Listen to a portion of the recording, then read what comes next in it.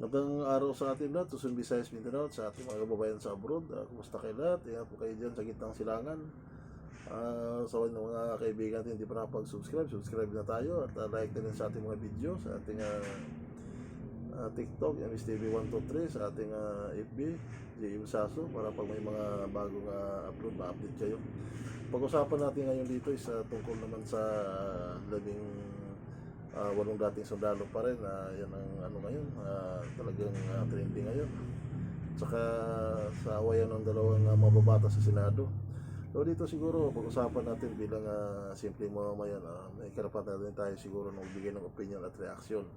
Dito naman kasi sa 18 sundalo na ito, hindi naman natin sinasabi na lahat na nasa ano nila sa sinumpang sa resign is totoo lahat. Pero dito ang pinakamaganda talaga magkaroon ng investigasyon.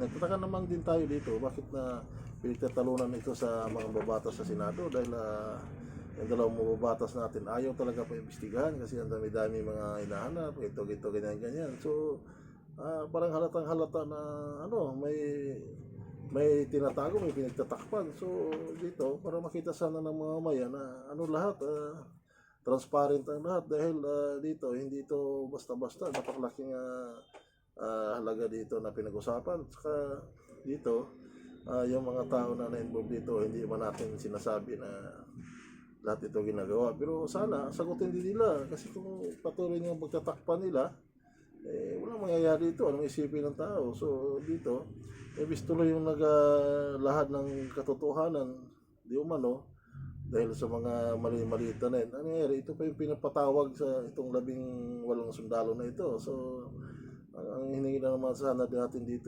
paliwanag naman doon sa mga naakusahan para naman na malinis ang ano nila.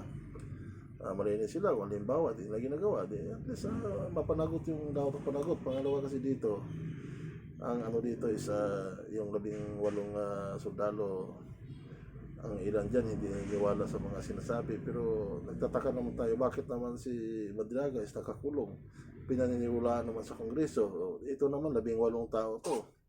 Si Madriaga is nag-iisa lang laban sa ano, di umano, yung siyang pinaka-witness sa impeachment ni BP Sara. So dito naman para sana maging patas itong 18 sundalo, ipatawag din natin para makita ng sabihin ng Pilipino wala tayong tinatago.